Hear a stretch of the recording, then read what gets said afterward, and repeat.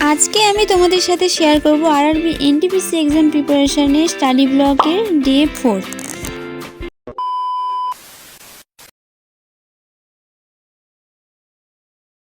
Hello guys, welcome back to my new study blog.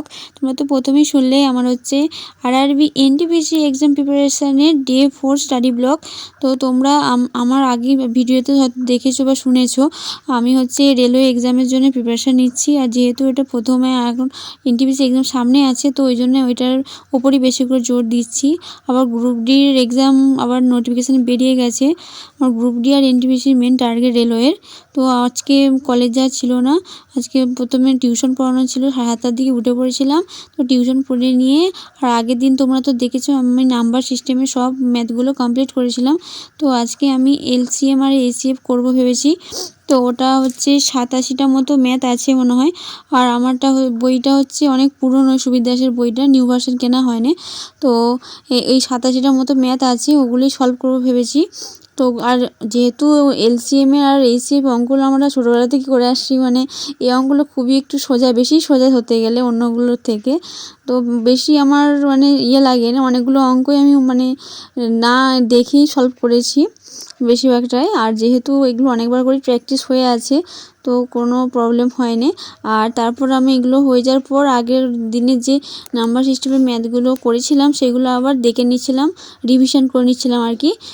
আর এমনিতেই যে কোনো জিনিস মানে একবার পড়ে নিয়ে তারপর আর না সেটা পড়লে বা রিভিশন করলে না ভুলে যাবে, বিশেষ করে ম্যাথটা। এইগুলো না একবার করে রিভিশন করে নিলে না ভুলে যাবো সব, ওই জন্য রিভিশন করছিলাম। তো যাই হোক, তারপর ম্যাথগুলো কমপ্লিট করে নিয়ে বাড়ির কিছু কাজ ছিল সেটাও করে নিয়ে দুপুরে স্নান টান করে নিয়ে আবার বসে পড়েছিলাম মক টেস্ট দিতে। আমি হচ্ছে রুটিন আগে করা ছিল। আর মানে সকালে টিউশন থাকে, তারপর যেদিন বাড়িতে থাকি প্রথমে অঙ্ক করি, তারপরে দুপুরবেলার দিকটা মক টেস্ট দিই। তারপর মক টেস্টটা অনেকটা টাইম লাগে, কারণ আবার এটা অ্যানালাইজ করতে হবে, ওই জন্যে দিয়ে তারপরে মক টেস্ট দিচ্ছিলাম। আর মক টেস্টের দেওয়ার পর আমি অ্যানালাইসিস করা হয়নি সঙ্গে সঙ্গে, আমার একটা কাজ ছিল, এক জায়গায় গিয়েছিলাম, ওই জন্য সঙ্গে সঙ্গে করা হয়নি। যেটা আবার সন্ধ্যাবেলায় দেখছিলাম কোনোগুলো কি ঠিক হলো। এই মক টেস্টটা, আজকের মক টেস্টটা খুবই খারাপ হয়েছে, অনেকগুলো ভুল গেছে।